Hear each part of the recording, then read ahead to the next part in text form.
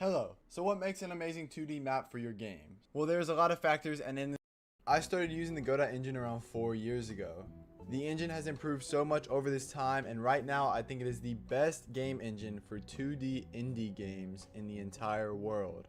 But 4 years ago I was, a noob. I wasn't good at all, and I've learned so much about the engine within the last 4 years, so I thought this video could be really helpful to any Godot developer. Also, if you're just starting out with the Godot game engine, the last 3 tips are just for you. Tip number 1 is going to be to take inspiration from your everyday life when coming up with new game ideas. Having a good game idea is almost the number 1 most important thing when creating a brand new game. If the idea isn't great, then the game most likely won't turn out great either. And it doesn't matter what your game dev skills are. Some of the most unique and popular games came from things people have experienced in the real world and wanted to recreate a video game of it. Some examples are Minecraft, Call of Duty, and even games like Cooking Fever, where you have to rush to get things done but you still can't mess anything up. Just remember that having a good idea is the heart of any game. Tip number 2 is going to be to do game jams. Now I know this may sound basic, but they are crazy helpful when trying to improve all aspects of your game dev skill set. First of all, they make you actually finish games. Most people can never even finish their first game, so when you compete in game jams, it forces you to actually complete every single game. And that's a very, very good trait to have. They also allow you to make connections with other game developers who are trying to do the same thing that you want to do, which is make the next hit game. Game jams also allow you to compare your idea in games against other game developers who are given the same idea. So it kind of helps with creativity, which is tip number 1 for this video about coming up with a great idea. This will help you come up with good ideas. But overall, game jams are going to be really helpful to improve your skill set, build your network of like-minded people, and become much more creative. Tip number 3 is my favorite tip. But before you hear about tip number 3, I would love to ask if you could go down below, drop a like on this video, and hit that subscribe button to help YouTube push this video to more aspiring game developers. They can also learn to make their own Godot games as well. Tip number 3 is to keep it very, very simple in the beginning. This means when you first come up with that amazing idea for your next hit game, you don't want to just start out trying to create the perfect game from the very beginning. You want to start by getting all the basic mechanics that your game will have. You do not even want to add art until later in the process, because during the beginning of the game, art is not even very necessary. So when you come up with that great game idea, you want to test to see if the game will be fun by creating all the basic mechanics, and if the game isn't very fun with no art, then it won't be very fun with the art either. But after you've created the game and you decide if the game is fun with none of the art, then you're going to want to go back and you're going to want to add all the art and all the other small changes that you think the game may need to make it even better. And boom, your game will be trending. Tip 4 is to set small goals. Creating a game is very long, hard, time consuming, and tedious. So you need some sort of way to keep yourself focused and motivated along the journey. If you work on your game every day just trying to get to the end point of that main goal, then you're most likely never going to get to the end point of that goal. If you have small goals that you're working on every single day and you complete these small goals, and eventually you'll complete enough of those small goals that you'll have completed the main goal and you would actually finish that amazing game I know you're working on. So for all the beginners coming into Godot, the next 3 tips are directly for you. And tip 5 is going to be to stay organized. I cannot even express how important this is. If you're not organized, and you're going to get lost in your own game. You're not even going to know how to add basic features to your own game, because you'll be confused of what code is doing what, or where that scene is saved to, or how this signal is even connected to that script. It will cause the biggest headache ever. So I recommend doing things like having folders down in the file system so you can understand where everything is saved to. I also recommend adding comments to your script to, explain to your future self what your code is actually doing. Tip 6 is to watch YouTube tutorials and break down each line of code. This seems basic, but it's so helpful. This is the main way most people learn to create games. Godot even has this feature that breaks down the lines of code for you so you can understand exactly how everything works. If you go to your Godot script and you open up the search bar in the top right corner, it will explain to you how every single line of code works inside of the GD script. And it also tells you what node that code goes for. If you have any issues with any type of code, just look it up. For example, we don't know how the move and slide function works. We'll look up move and slide, and now we can see exactly how that function works and everything about that function, what it's used for, and every single different aspect that we need to know. Tip 7 is to look over your old code and understand how it works. Let's say you listen to tip 6 and you watch YouTube tutorials and you break down each line of code as you're writing. That's very good. But I also recommend going back days later, looking over that code and explaining to yourself in your head how it works. Then if you want to take it another step farther, you can try and recode it by yourself without the help of the YouTube tutorial. Then you'll really understand exactly how that code works. Do this with many tutorials and you will become a Godot genius. Thank you so much for watching. The tips in this video are the 7 best tips that I would have loved.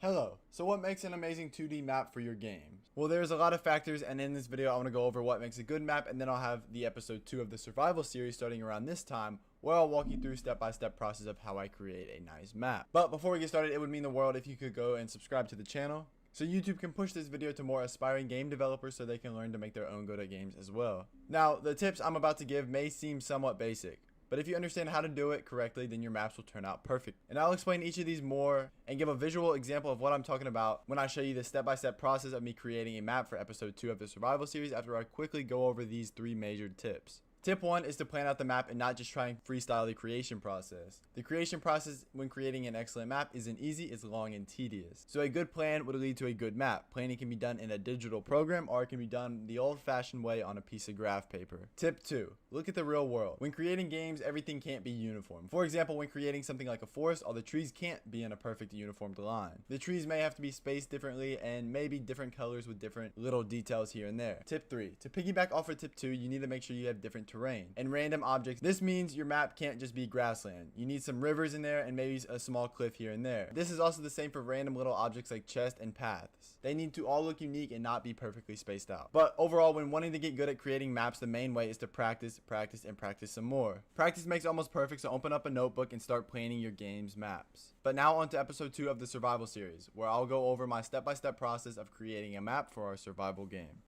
So to go and start creating our map, we're going to want to go to our world and we're going to want to click on the plus sign and add a tile map. And this tile map is going to be everything for our game. This is going to be the entire map. This is going to be all the visuals for our game. So this is going to be important. So there's a couple settings that I want to go over here. We're going to have layers, which is going to be super important because we're going to have different layers. So stuff shows in front of each other. So for example, we want the ground to be on level 1 or layer 1, and we want the Z index for the ground to be 0. And I'll explain what the Z index does in a second. Then for layer 2, this is going to be mainly for like cliffs and stuff like that, like chests and stuff that wants to be shown in front of the ground, but we do not want it to be shown in front of certain trees and certain this and that. But eventually we'll turn on Y sort, so it's going to even that out by itself. But level 2 is going to be our Z index to be -1, so it shows in front of layer 1, but it shows behind our layer 3, which Z index is going to be 0, right? So layer 3, this is also going to be for stuff like trees and stuff like that. But I'll explain it as I go through a little time lapse of me making the map, and I'll explain how I'm creating the map in this time lapse, which I'll go over in just a second. But I want to go over some basic stuff in our tile map that is going to be important to getting it set up. So after we have all this, we're going to want to first go up to the top, new tile set. We can click on this new tile set. You can see our tile size. Now this depends on whatever your tiles are. So for this game specifically, in the art that you'll download in the itch.io page in the link below, if you're going to try and copy this map and copy this game completely, well, you're going to want to use our tile size as 40 by 40 because that is the size of our tiles. Most games are 16 by 16, 32 by 32, or 64 by 64. I started using... Hello. So what makes an amazing 2D...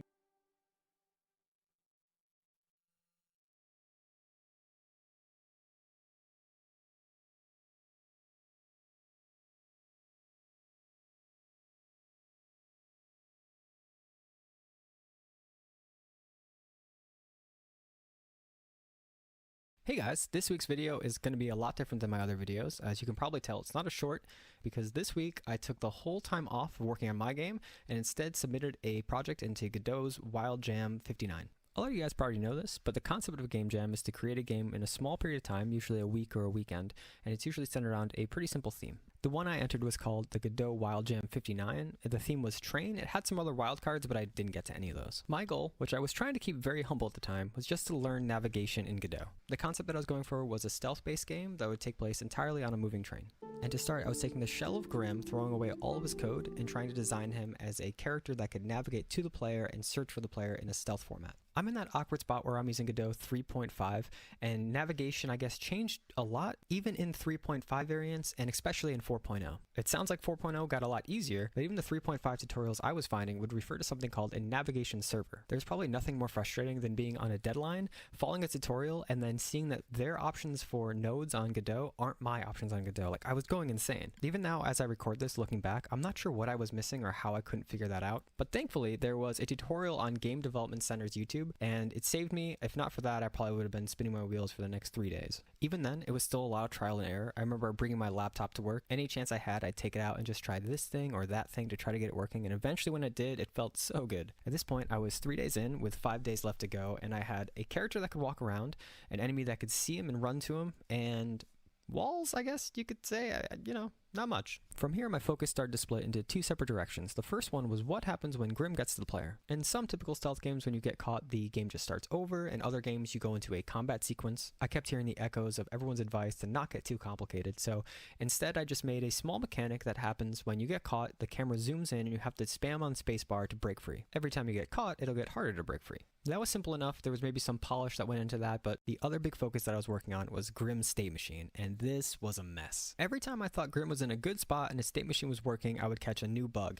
Either there'd be an exclamation point over his head or a different question mark, or he would see me when he shouldn't, or he wouldn't see me at all, which would happen all the time. By the end of this project, his whole state machine is just scotch tape and rubber bands held together. It's probably looking like it's holding together better than it is, when in actuality it's breaking, you just don't see it. I would continue working on his state machine throughout the entirety of the game jam. I think even the day before I figured out, oh, he doesn't have the proper reaction for this mechanic or that mechanic. He was always a mess. Okay, so now I felt like I had enough basic mechanics to actually work on the game, and here's where I think I probably made a mistake. Tuesday was my only day off in the whole game jam, where I could spend the whole day working on this, and I devoted it entirely to the opening, and I don't think I should have done that. For no reason at all. The opening has a different tile set, it has the train from the outside, you can go in, there's a sleeping bag, you lay on it, it has sort of the cinematic like going to sleep and waking up. Like, it looks nice, but it took a whole day and my busiest day. So my work was really laid out ahead of me. I had a lot to do. I had to make how many levels, I didn't really know. I had to figure out what mechanics were going to be there besides you see and run away from enemies. And hopefully I was going to have it be fun. I think a big part of me struggled with not working linearly. I wanted to just start from the beginning and work my way to the end, but I think just starting with level design and the big stuff that really mattered, and then doing the kind of cute stuff in the beginning and the end, if I had time, made way more sense. So Wednesday, if I remember, I spent a lot of time working on the Sleeping Grim, which was surprisingly good to have a little bit of variation in him. The idea started as a tutorial idea, and that I was going to have a bucket you would walk over and it would sort of wake Grim up and it could show you what it's like to get caught. But after adding it, I realized that it's probably good enough just to have as a level design technique. I think at this time too, I was spending so much of my efforts just trying to put together the tiles in Godot. I have a bad habit of sectioning my tiles all out, so I won't just have like a bottom layer and a top layer. I'll have floor, then I'll have floor shadow, and then the way that this one worked, I have to have an offset. So I had offset floor shadow, then I have walls, there's wall shadow, then there's offset wall shadow. So there's literally 7 layers all for the tiles. After going through that process a couple times, I realized I'm just going to make it once and instance it, and every room can kind of be the same. I end up doing one more variation where there's like a big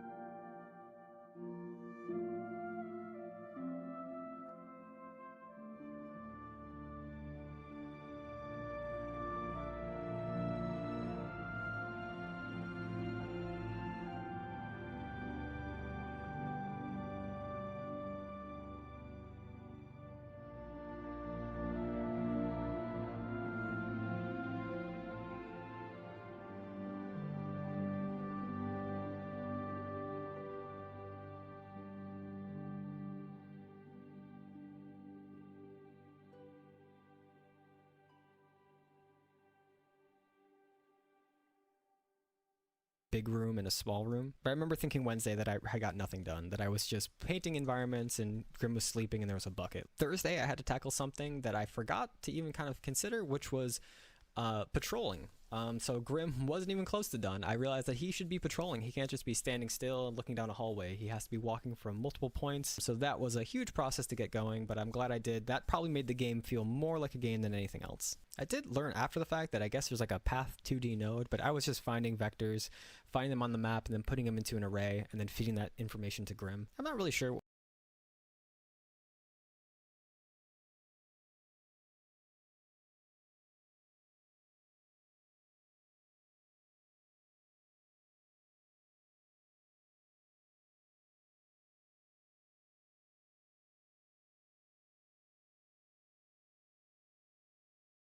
what would have been faster, but it all worked for me, so I was happy.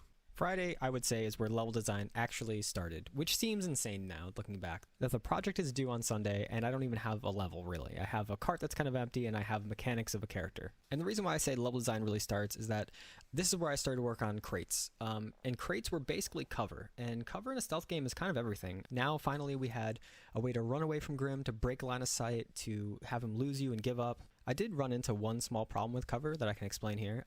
So you would think from a top-down perspective that you just make the whole box a barrier for the raycast that Grim sees, like stop his sight, his line of vision. But as you can see here, if I do that, the characters can stand right next to each other, and Grim, while he should be able to see, he doesn't because the box is technically blocking his vision. But on the flip side, if I only include the upper half of the box, then he'll see you around the corner. I remember for a split second when I noticed this thinking like, oh, my stealth just isn't going to work. Like, I have no idea how to fix that. And it was actually really simple to fix. I just made a script on every box that said, if this player is above the bottom position, then use one collision box. And if it's below, then use the other. So from there, I was in full-on level design mode. I was putting boxes in random places and hoping that I had enough content to actually make it through 3 levels. My Saturday was a really long day at work, so I didn't get started until about 9 o'clock. And the whole day was just level design. From beginning to end, it was just putting down boxes, trying to find fun play patterns, and trying to make a game so I have something to show for Sunday. By the end of Saturday night, all I needed was 2 more rooms, some kind of ending, and I had aspirations to put in secret areas, but we never got to that because, spoilers, I was sick Sunday. Now looking back, I'm pretty sure I had a stomach bug, but I woke up about 6 o'clock not feeling well, but I didn't want this all to be for nothing, so from 6 to 9:30, I just put all my work into finishing the game and figuring out how to upload it and get it into the game jam. And actually, if you go back and look, there are even still spots in the stealth sections where I intended to add a secret area, but never did.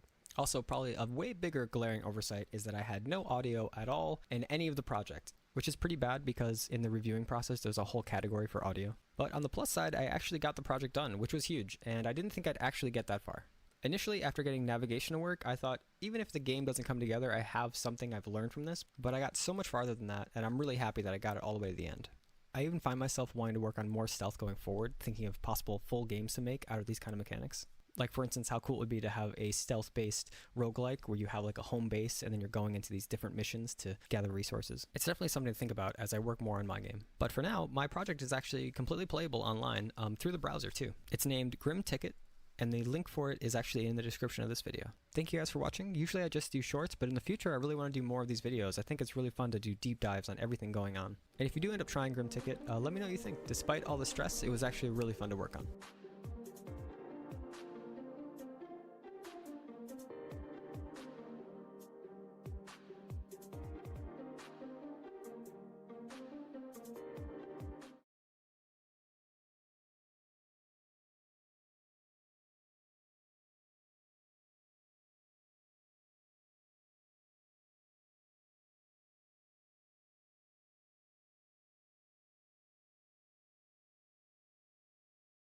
Game dev is always so much clearer in my head. It could be that excitement in the early stages that really muddles things, or it could be those tiny details that I never truly work out in the moment that always come back to bite me. But in the beginning it always seems so clear, until it isn't. So today I was going to look at the changes from the beginning of my game to where it is now and how I got there.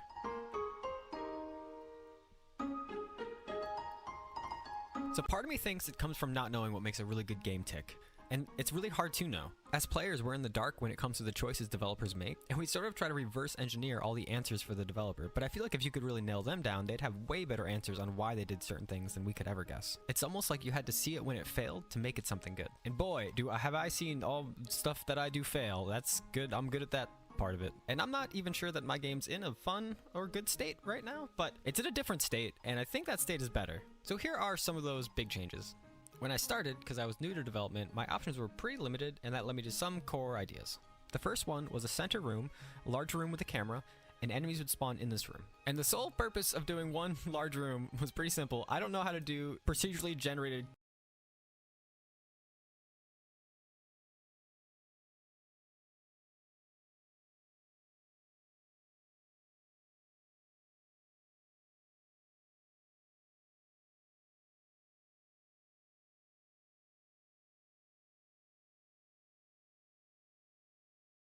Find what gets hired and discover what you love. That's it. When I first started learning to code, I wanted to be a Java developer. I didn't even know what you could do with Java. I didn't even like backend engineering. I was just told there's a lot of jobs. And I thought if there were a lot of jobs, I could just power through and master Java. After years in tutorial hell, I realized I hated backend engineering. So I took a major step back. I made a list of all the tech stacks that are hired for in my city, and I researched what you can do with each tech stack, what kind of projects you can build, and more importantly, what projects did I find cool from each tech stack? And that's what drew me to front-end development. Make a list of what gets hired in your city. This can be as simple as a quick LinkedIn search.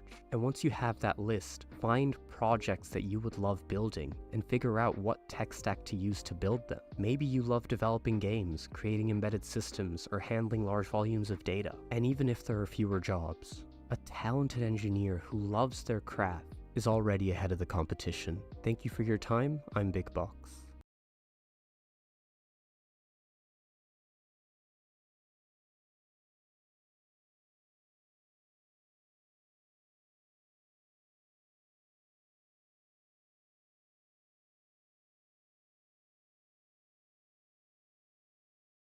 Hello Goldeneers. In this video I'll show you how to use the Godot state charts library to add state charts to your game.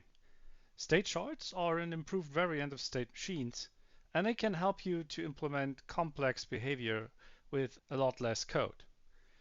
This is an intermediate level tutorial, so you should know at least the basic building blocks of the Godot engine, like nodes, signals, and GDScript, to take the most value out of this. Okay, so now we're in Godot. The first thing we need to do is to install the extension. And we can do that by going to the asset library, searching for state charts. There we go. We just click on download.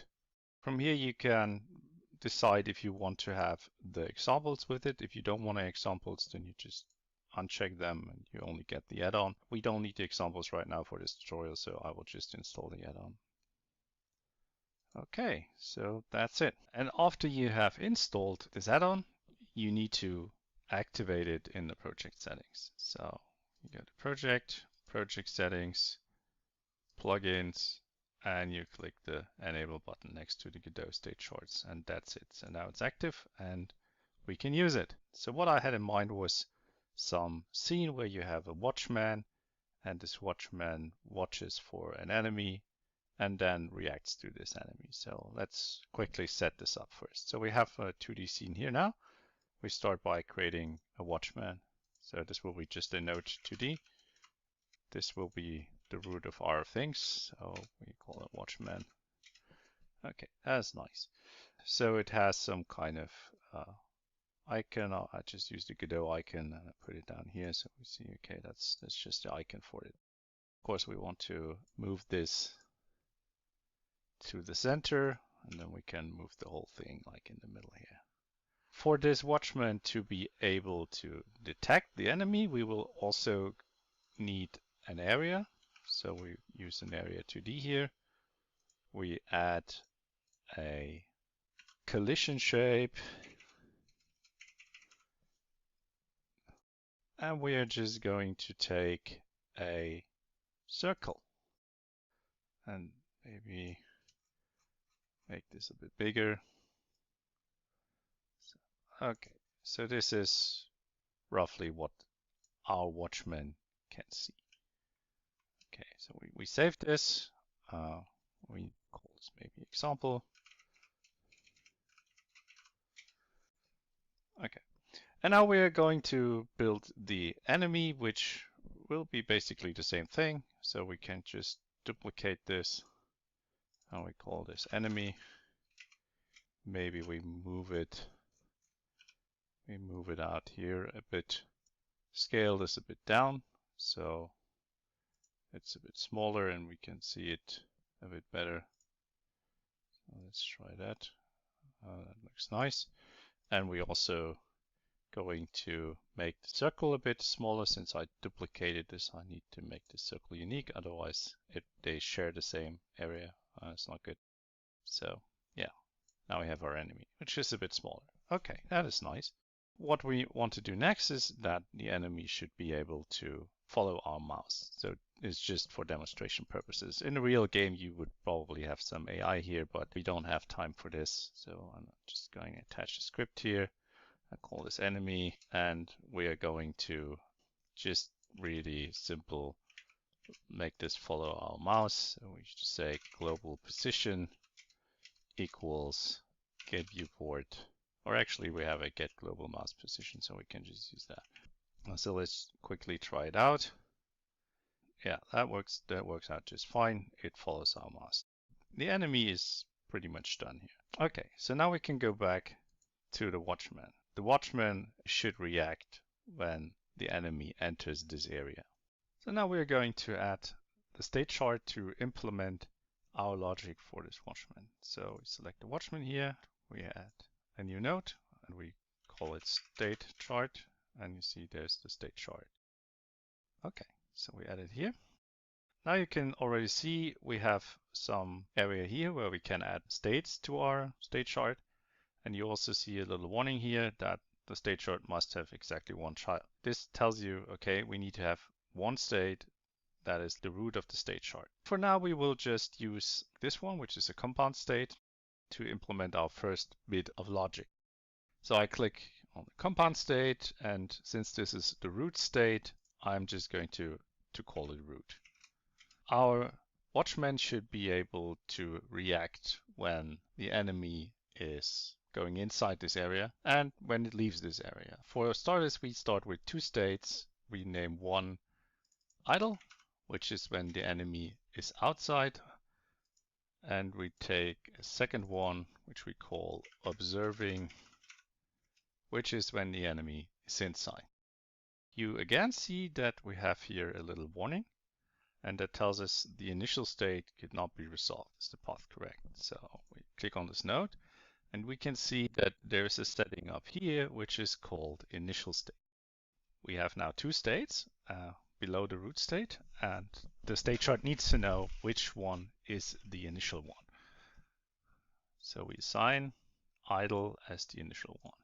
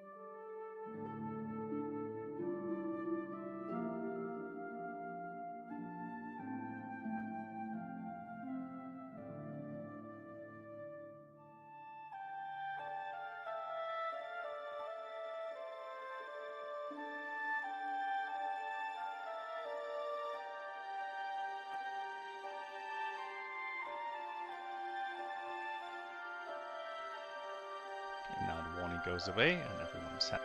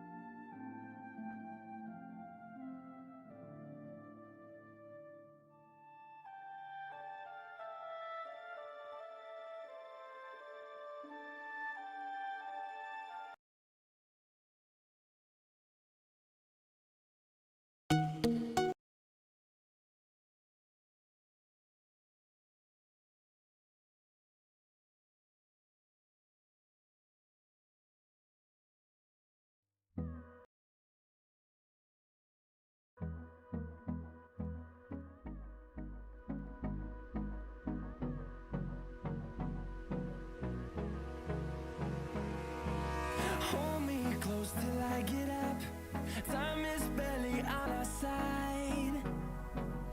I don't wanna waste what's left. The storms we chase are leading us, and love is all we'll ever trust. Yeah, no, I don't wanna waste what's left. And on we'll go, through the wastelands, through the highways, till my shadow turns to sun rays. And on we'll go, through the wastelands, through the highways, and on we'll go.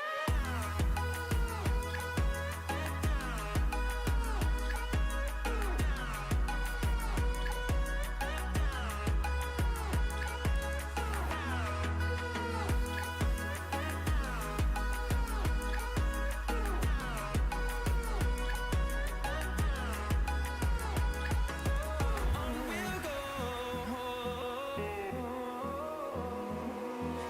finding life along the way, melodies we haven't played. No, I don't want no rest, echoing around these walls, fighting to create a song. I don't wanna miss a beat. And on we'll go, through the wastelands, through the highways, till my shadow turns to sun rays. And on we'll go, through the wastelands, through the highways, and on we'll go.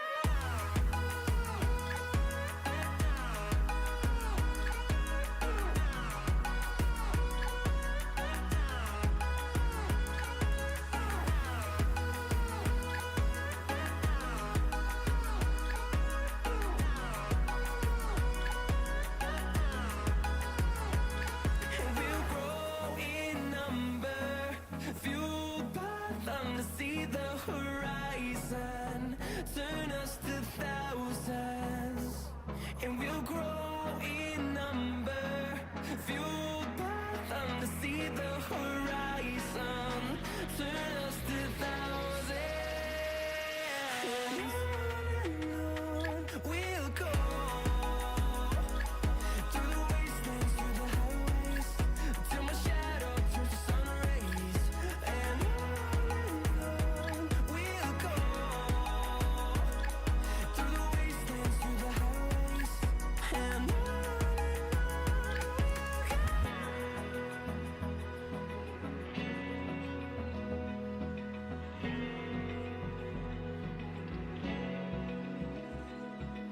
Open eye, feel the waves cut through me, hypnotized by the sounds I'm breathing in. Hold tight, chemicals collide. Hold tight, hold tight, hold tight. Dripping lights paint the skies, all because of you. Dripping lights paint the skies, only you can make me move.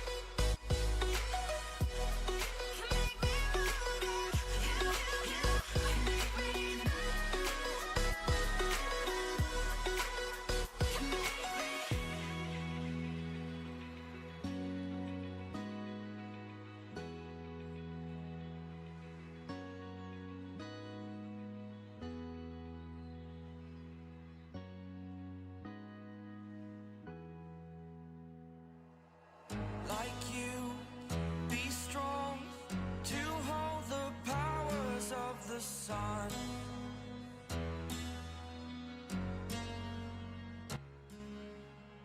To dream, believe in strength. Now I'm the only one, only one.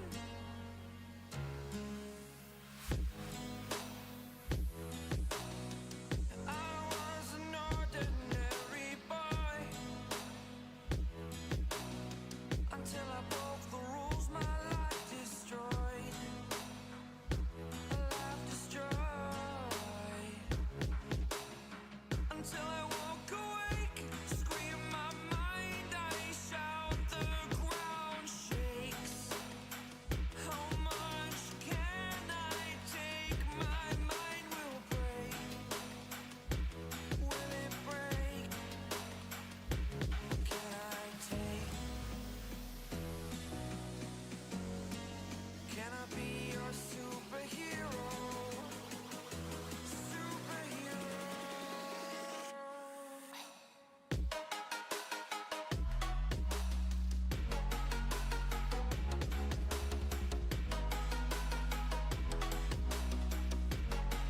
Can I be your superhero? Superhero. Superhero.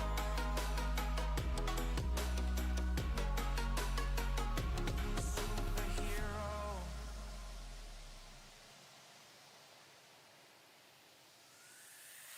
Fly away.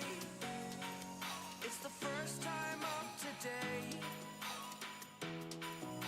Today. To dream, believe. You are the strength, you're all I need.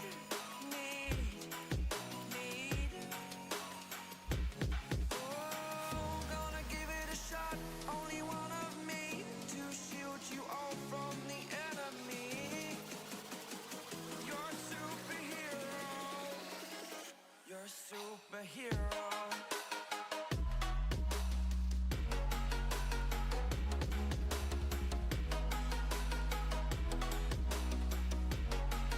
Can I be your superhero? Superhero. Superhero. Superhero. Can I be your superhero?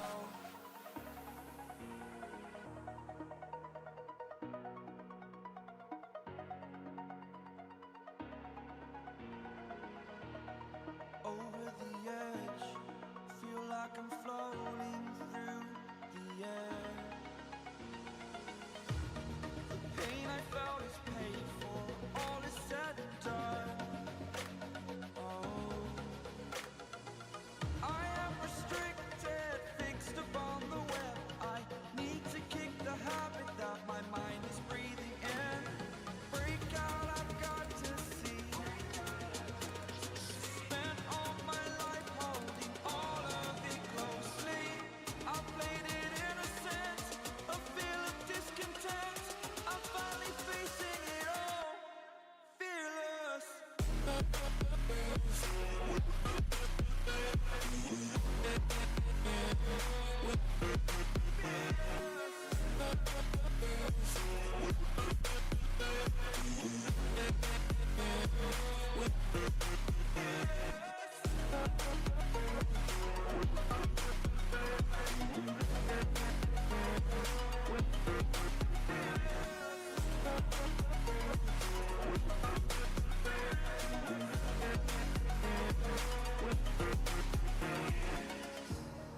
Burning the bridge that keeps us.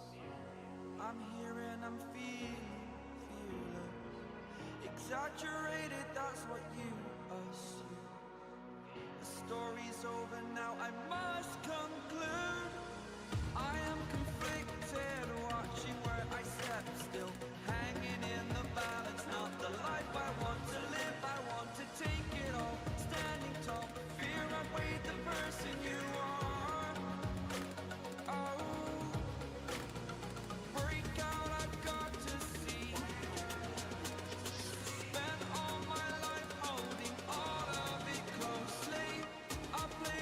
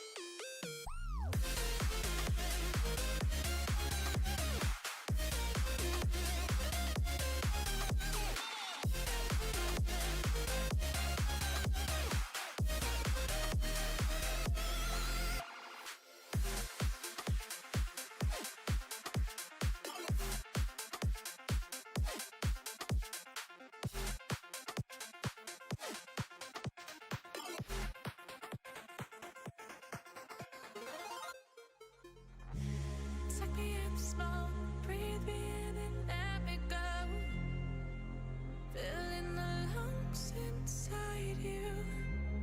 And the blackened eyes make my way into your mind.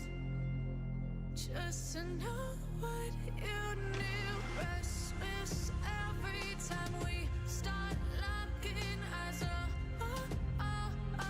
Lost control. Oh, it's paradise with honesty, but I'm in the dead of the night.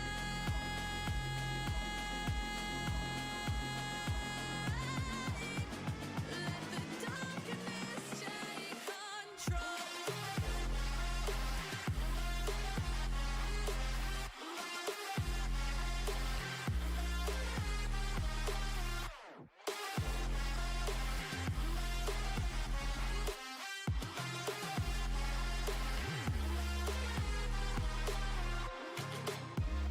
Let the darkness take control. Darkness take control. May the darkness take control.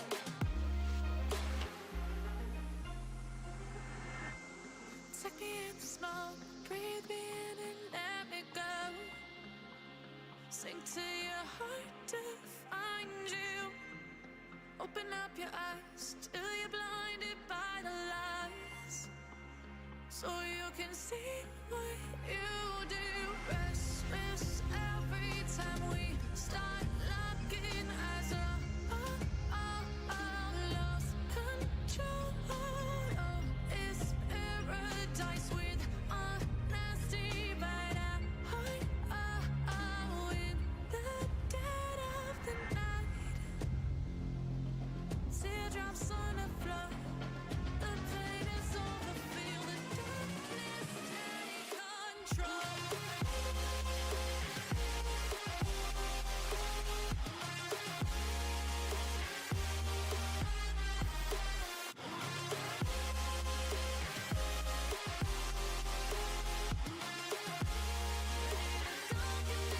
take control.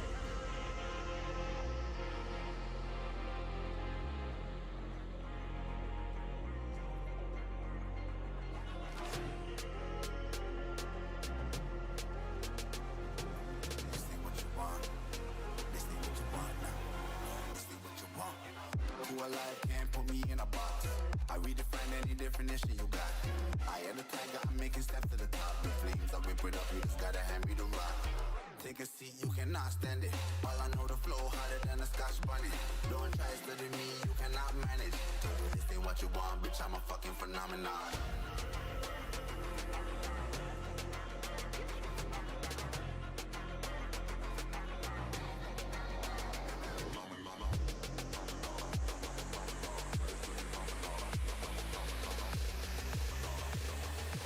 This ain't what you want, bitch, I'm a fucking phenomenon.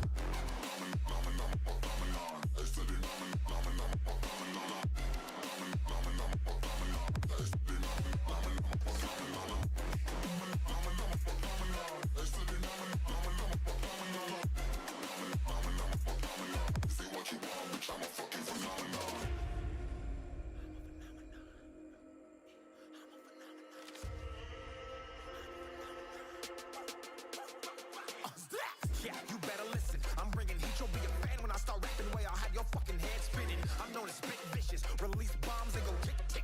Boom, you blown me that head missing. I'm a phenomenon.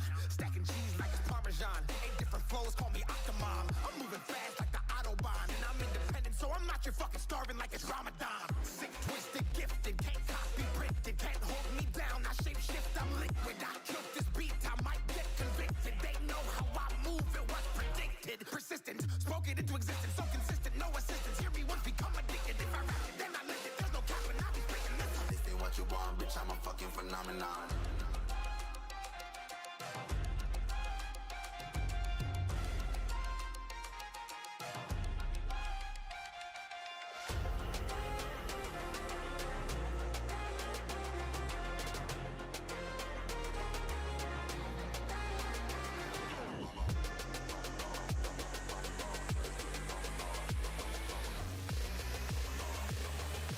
This ain't what you want, bitch, I'm a fucking phenomenon.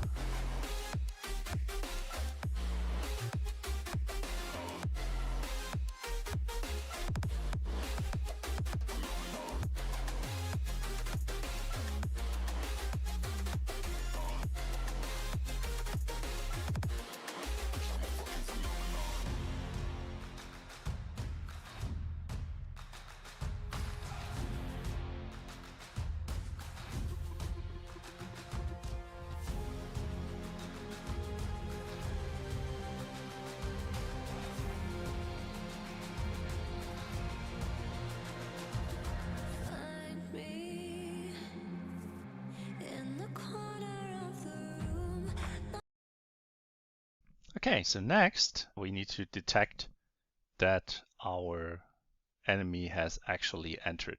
So we're going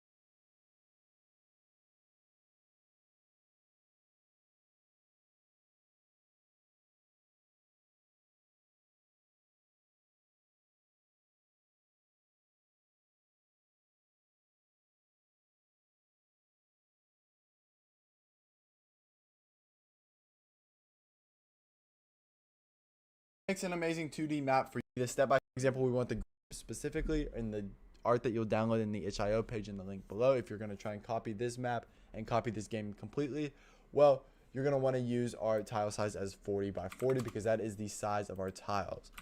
Most games are 16 by 16, 32 by 32, or 64 by 64, 128 by 128, whatever the tiles are. They could be anything. They could be 37 by 37, all right? They could be anything. But for this game, they are 40 by 40, so I'm going to make this 40 by 40 so the tiles line up. Then we can go down here to our tile set and we can drag in our very first little sprite sheet from the environment folder in our game. And we can drag in a little sprite sheet into here. It's going to load up. It's going to say the Atlas texture was modified. Would you like to automatically create tiles? And we're going to want to say yes, right? Because this is going to automatically create tiles in the size that we set up here as the 40 by 40. So these should already be correctly. And then if we click on this little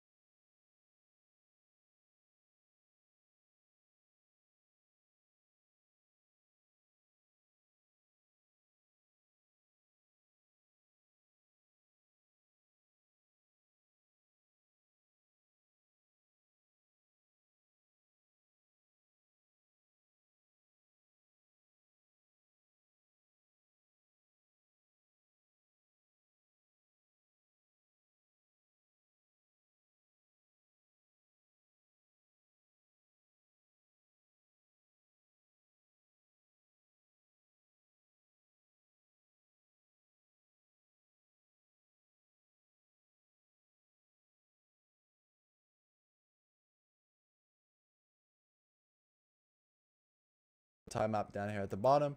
Or first, let's go back to our tile set and let's drag in the cliff as well. We want to make these automatic.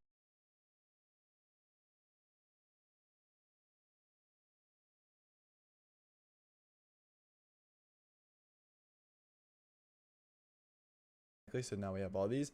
And then same with the trees. We can drag this in, make them all automatically. And now we have trees. But if we go to our tile map, same with the trees. We can drag this in, make them all automatically. And now we have trees. But if we go to our tile map, let me go over a basic demonstration of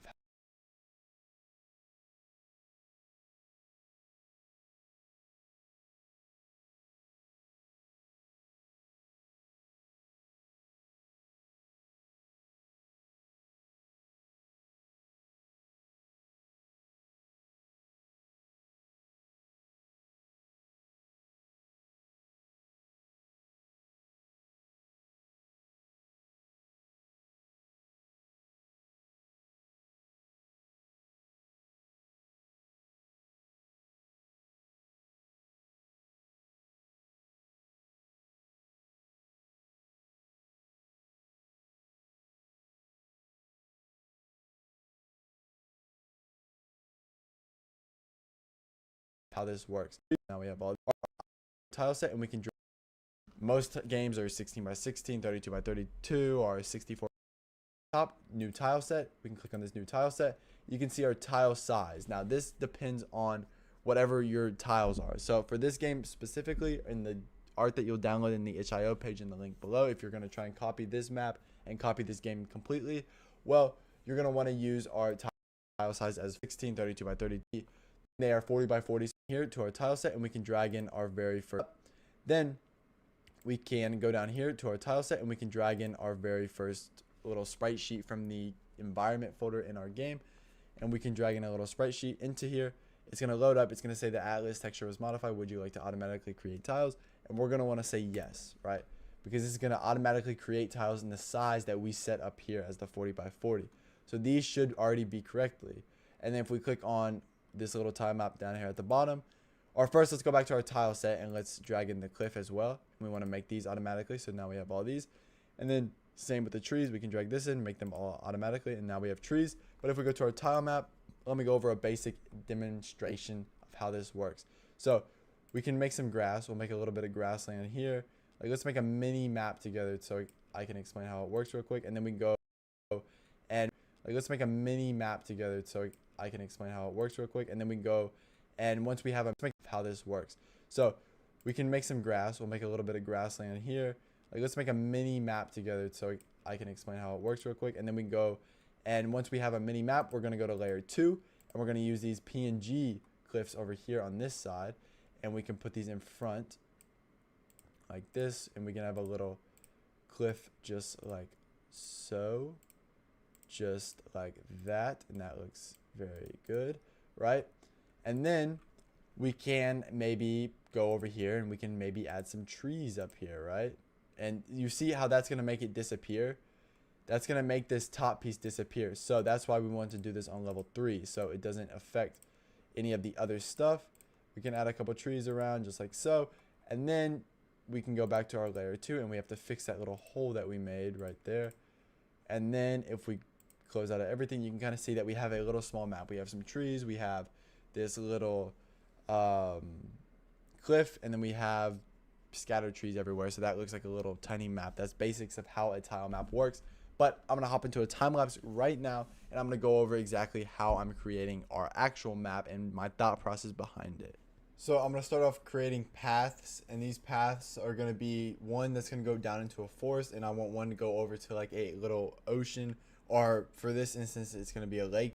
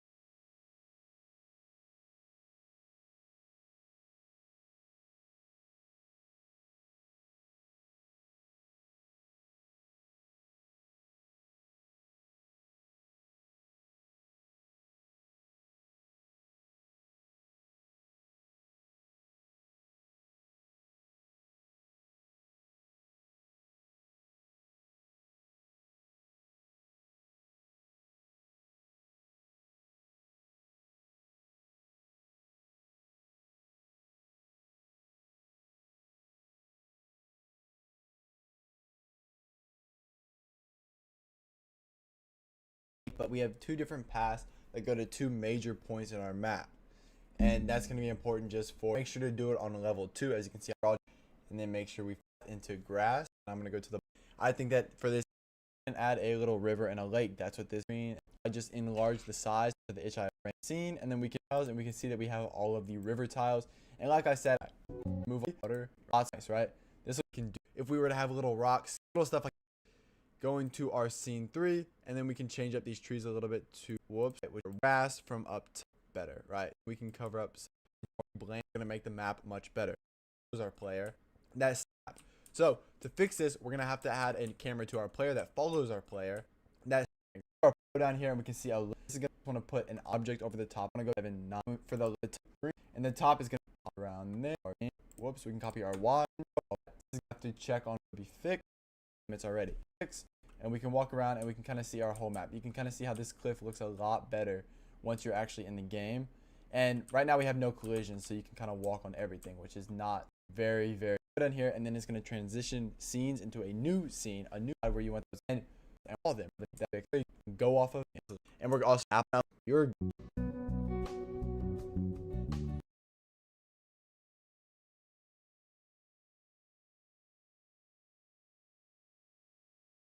Hello, welcome to the greatest Godot game dev series. In this series, for our scenes later on in sprite frames, click on that little, because that's what we want to start on in a time lapse. So we can say, we can make this into a little circle, and we can our move and slide animated sprite 2D dot play, and then our just the opposite. I hope this video helped. I'm so cool. Makes an amazing 2D.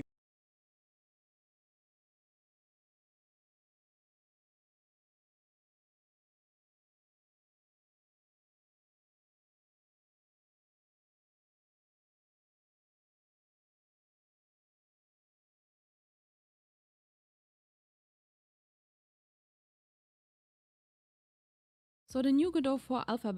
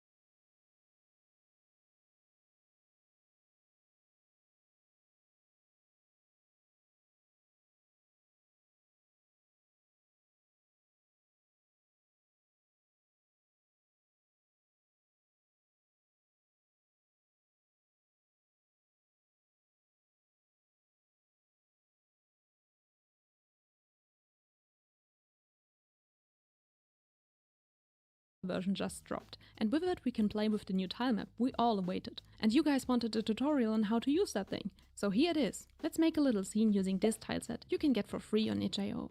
We add a tile map to the scene and add a tile set to the tile map. Here we can set the size of the individual tiles, 16x16 in our case. We get greeted with the message, this tile map's tile set has no source configured. Added a tile set resource to add one. And I will not lie, I searched up here first, because I think this is the tile set resource. But what this message means is this tab all the way down here. It also says tile set and only is visible when we select the tile map on the top left. So we click that. We can drag our image in and it will automatically be split into tiles. It's so smart, it even leaves empty tiles out. The image is now called a tile atlas. We can delete it with this trash can. Pressing delete will ask to delete the whole tile map currently. To delete tiles, use the eraser. Now we can make a single large tile for the tree by deactivating the eraser and holding shift while dragging over the tree's tiles. We can also change tiles manually by clicking the cursor icon and then on the tile. Notice these little circles? You can use them to expand the tile.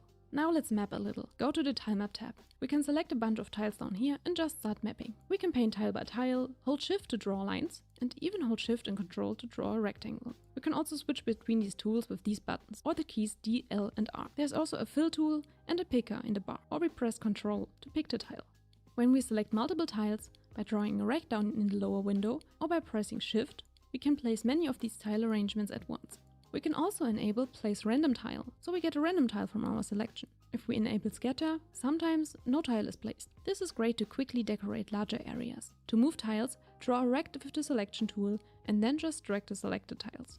We now got the option to define patterns for tile combinations we frequently use. Just map it out, select it with the Selection tool and copy-paste it into the Patterns tab. We can now select them from there and place many of that kind. Another awesome new feature are the tile map layers. You define them in the property editor on the right. This allows you to draw multiple layers of tiles onto each other. For example, a ground layer, a layer for ground level objects, and one for air level objects that characters can walk behind. Each layer can have its own z-index and you can hide them individually. Now let's take a look at terrains. Terrains are the new auto tiles, but they are more flexible and intuitive. You add terrains in the editor on the right under Tileset Terrains. First, you add a terrain set and configure the auto tile mode. Match sides is 2x2, match corners is minimal 3x3, and match corners and sides is full 3x3. We have minimal 3x3 here. Then add the terrains. We can name them and give them a color. I want grass and water. To define them, go to the Tileset tab, click on the Paint tool, choose Terrains, and then the specific terrain. Then mark all the tiles that have some of that terrain. And then just paint which parts of the tile belong to which terrain. To map with the terrain, we have to go to the Tile Map tab and to Terrains. We can use the Tileset Paint tool to paint many other properties as well, such as Modulate. Choose a color and click each tile you want to modulate.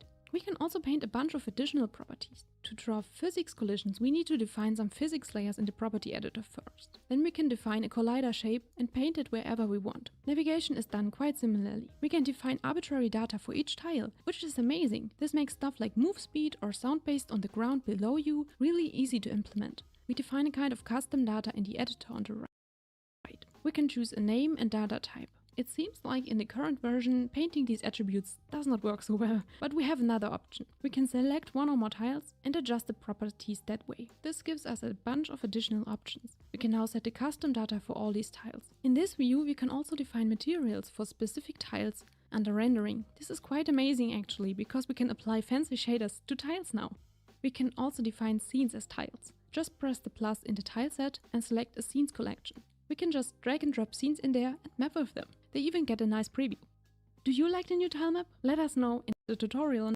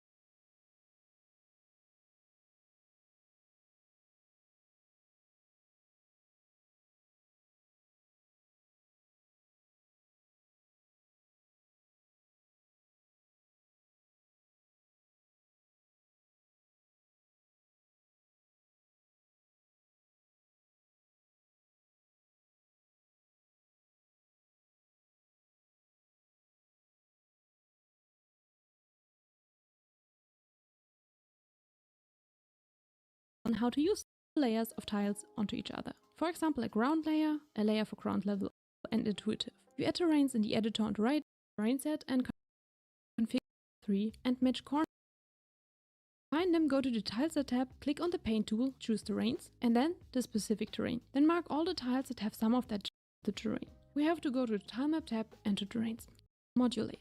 Choose a color and click each tile you want to modulate. Find some physics layers in the paint a bunch of additional properties. To draw physics collisions, we need to define some physics layers in the property editor first. Then we can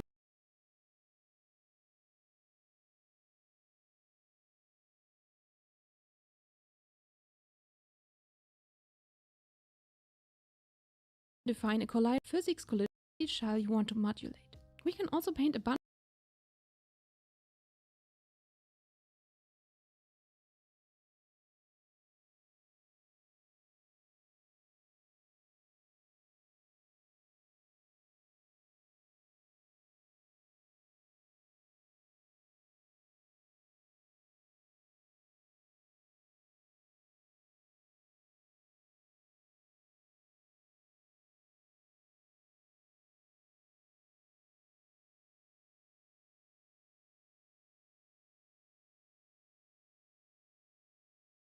of it, such as modulate.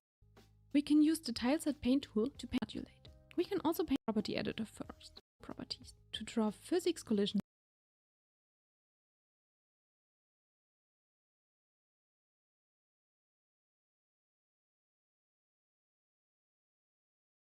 we need to define some physics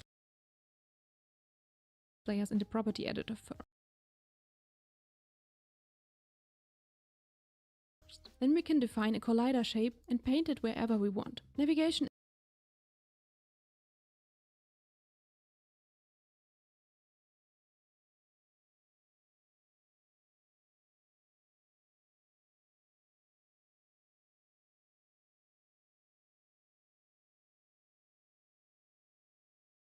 is done quite similar first. Then we can define a collider physics collisions. We need to define some physics layers in the property editor first. Then we can define a collider shape and paint. We need to define some physics layers in the property editor first.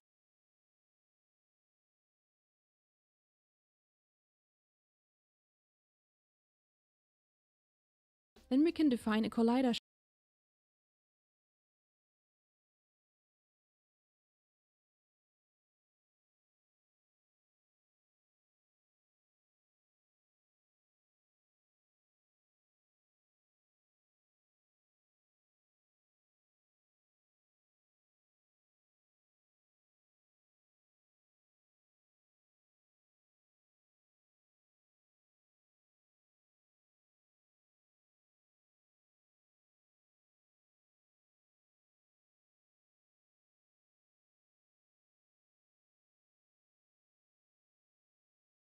shape and paint it wherever we want. Navigation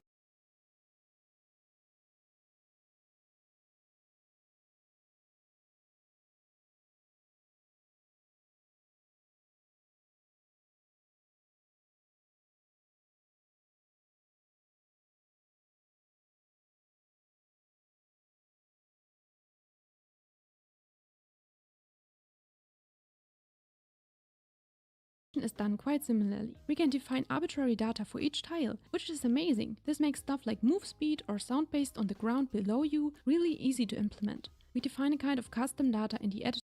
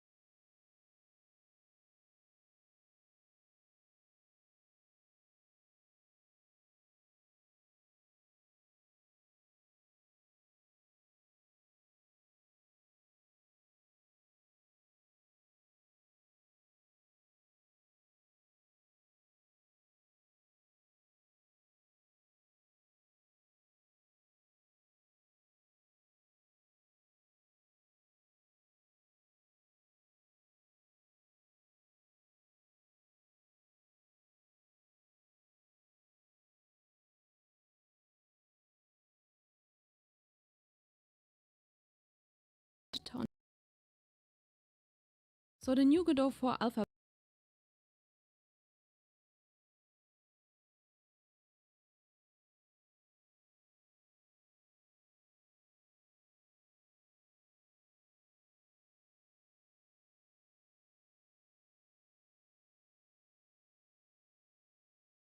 version just dropped.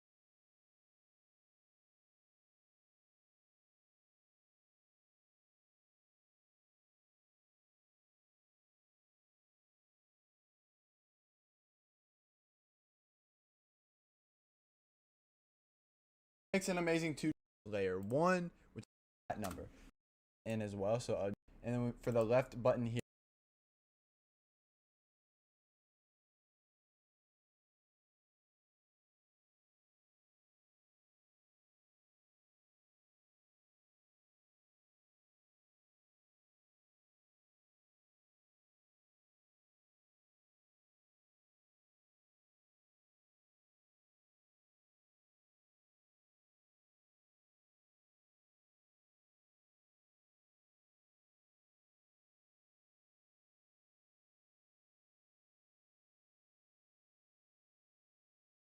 or for the left section here, we're going to input that X. Now for the top, that's going to be our Y. So we can go back to our world. We can grab this camera 2D. We can drag this up to the top of our screen and do the exact same thing. We'll just go like 1 pixel below, just like that. And the top is going to be the X. So that's going to be -279. We can copy that, go back to our player, and for the top, we'll put in that number. Now for the right, that's going to be our X, but it's going to be on the opposite side of our left. So if we put this right around there, that's good. We can see that our X is 239. Copy that, put it onto our camera, and then we can do the exact same thing for the bottom, and we will be good to go. So we can copy our, we can copy our Y, go put that in our player at the bottom, and then we can see that if we go to our world, we save the scene, go to our world, and we delete this camera 2D node, because now our player has a camera 2D node that should follow it. And then we click play, or we click F6 on our world scene.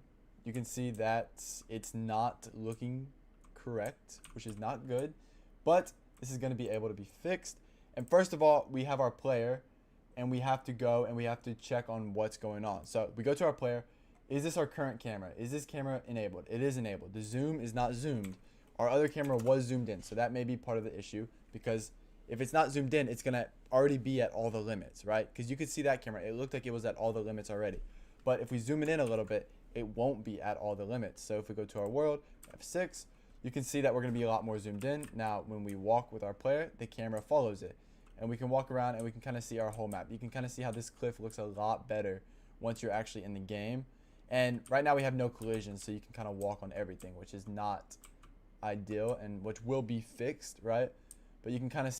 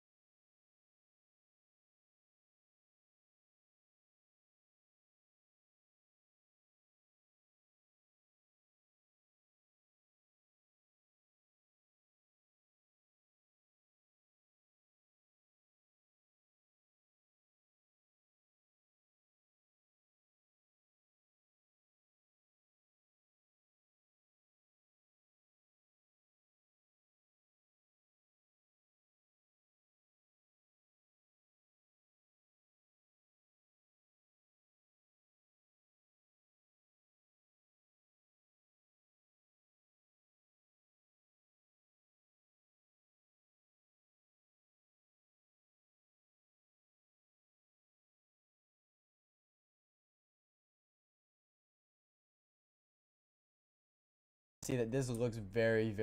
We can walk around and we can. Camera was zoomed in, so that may be part of the issue.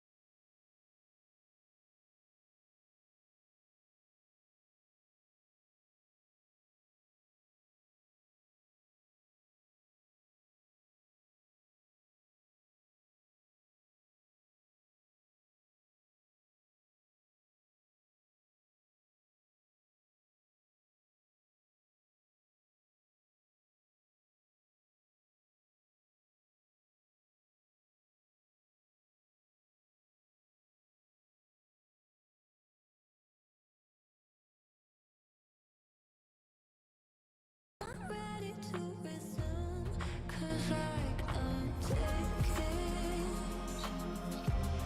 Don't wanna be alone, but I'm not in the zone. I'm looking for somebody. I'm looking for somebody. I'm looking for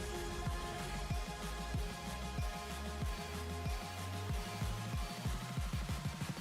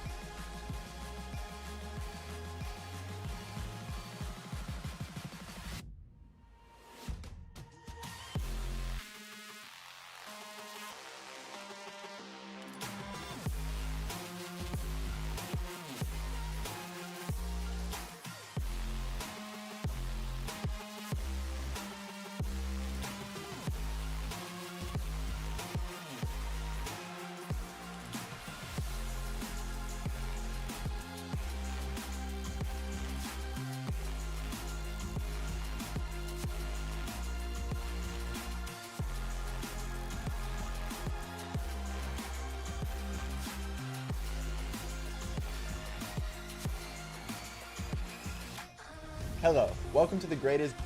Have a bow, cardinal directions, and linear, and then we can change this to nearest. And then if we close out of this, you can.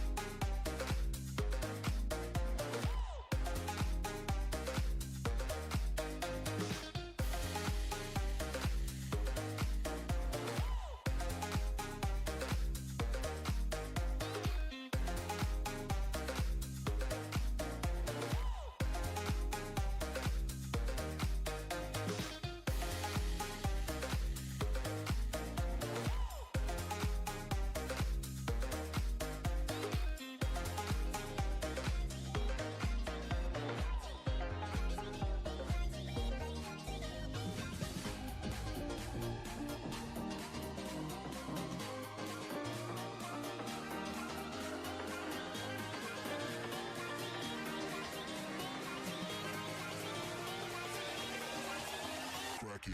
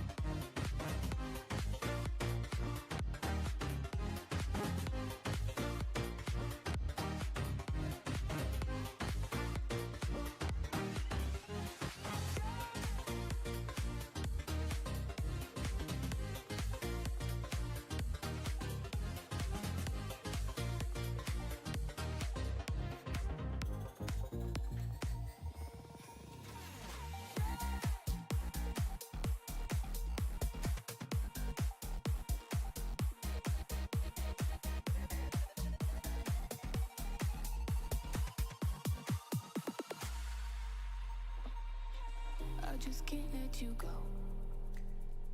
Lord knows that I've tried to. You said I was the only one. No one likes being lied to.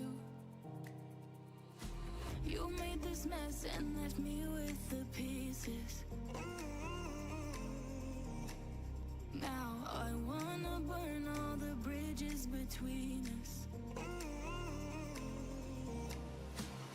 I can't focus, I can't forget.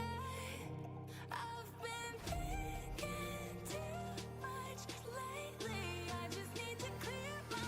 I just need to clear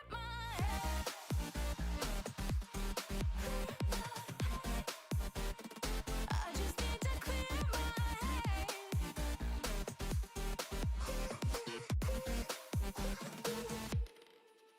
I've been stuck on a memory, but it's not like I need it.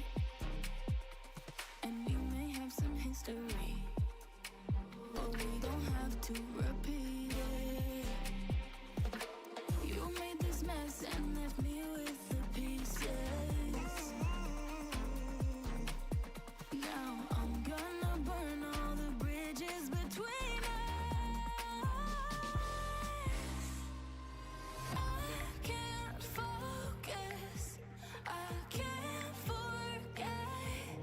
I've been thinking too much lately. I just need to clear my head. I just need to clear my head.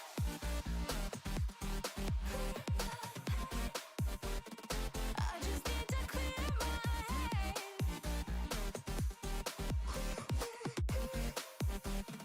I just need to clear my head. I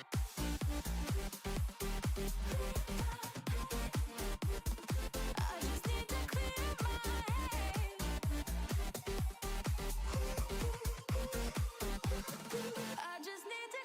my head. I just need to. I just need to clear my head. I just need to. I just need to clear my head. I just need to. I just need to clear my head. I just need to. I just need to clear my head. I can't focus, I can't forget. I've been thinking too much lately. I just need to clear my head. Oh, clear my head. I just need to clear my head.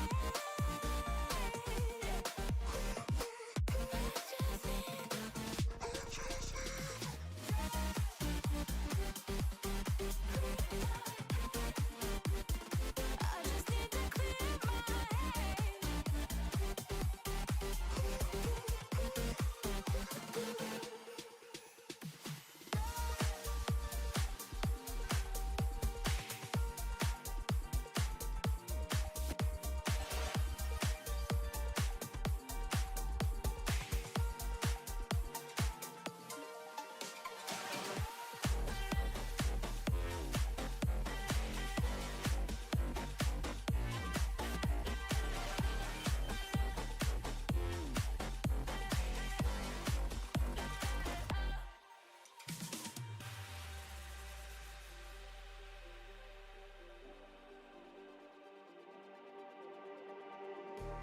Just like the street lights lit this town, like a fire in a blaze, gotta burn it down.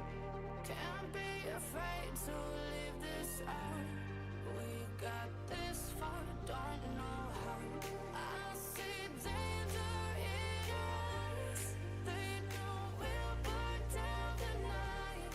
Coming just like the sunrise. You know that we gonna light it up tonight. We gonna light it up tonight. We gonna light it up just like the sunrise. We gonna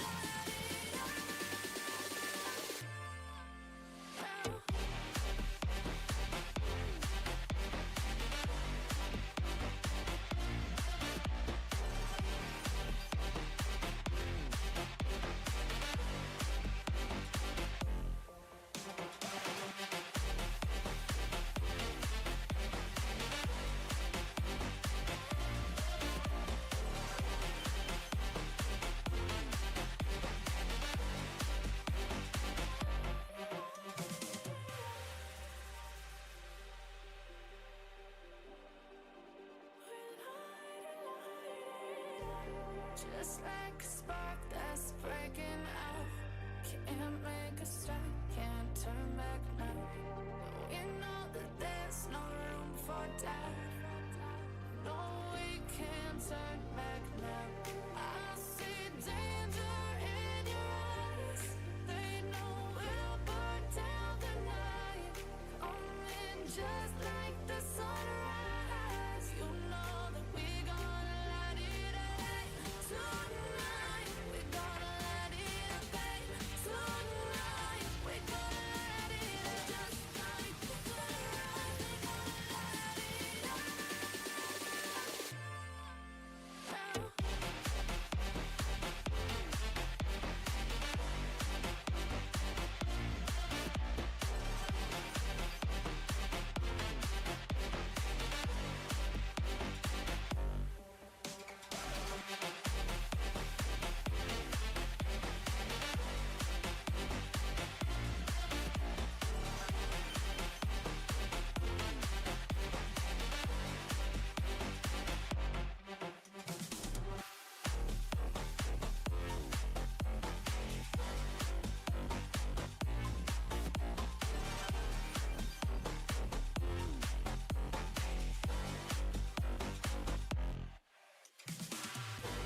I'm on my own, broken alone. I feel the rain crashing down all around this empty town. I'm searching for the lost and found, but you don't care, you're unaware. Keep moving like the scars aren't even there. It's in the air like a blazing flare. Just stare 'cause the flames will burn us. I thought you were the one for me. That's why I gave you everything. Held you close by the stormy seas. Oh, you meant the world to me. I used to kiss your head when you cried for me. Hold your hand while the pain was over. Keep you warm by the roaring sea. You meant the world to me.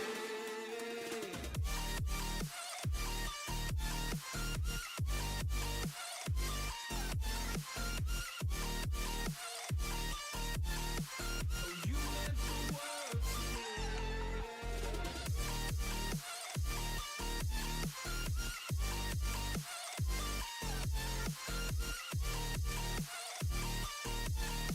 Oh, you meant the world to me. My darling dear, you're never here. When I'm in pain, you hide and disappear. Like shadows in the atmosphere, charting the stratosphere. Yeah. I prayed for you and kept you near in hopes you'd chase away my fears. I'm on my own, you made it so, and now I'm chasing nightmares through. I used to run with you through the great big leaves, laugh at you when you laugh at me. Hope for us because I believe the home was just you and me. I thought you were the one for me. That's why I gave you everything. Held you close by the stormy seas. Oh, you meant the world to me.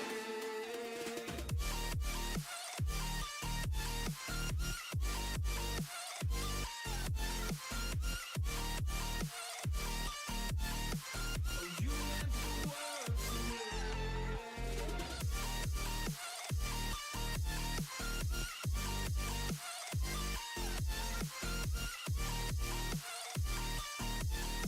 Oh, you meant the world to me. Oh, I'm gonna do this on my own. No point in blaming you, you did not know. Oh, I thought you were the one for me. That's why I gave you everything. Held you close by the stormy seas. Oh, you meant the world to me.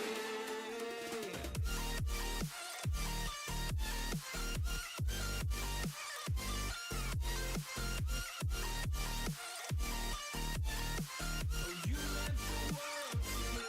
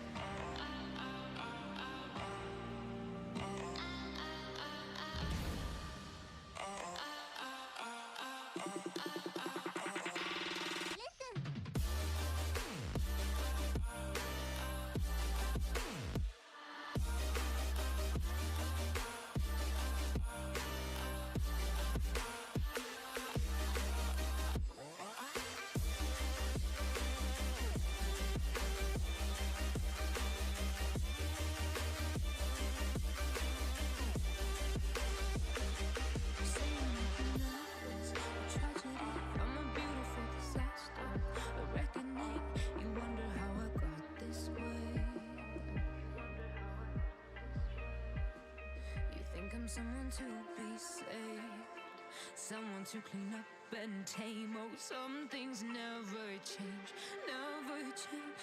Oh. You think I would look pretty on your arm once you cover up my bruises and battle scars, but it always ends the same. Can't bear the things I've had to face. Got you crying on your knees in pain. Oh, some things never change, never change. Oh, you break your back to make me feel again. Suffocate to make me breathe again. Lose your mind from endless pain. Some things never change, never change. Oh, redemption never came. I stopped asking for forgiveness, cause you should know only fools tread with the angels. Fear to go, but you keep trying to get too close. Save myself by turning into stone. So save your judgment cause you just don't know. But some things never change, never change. Oh,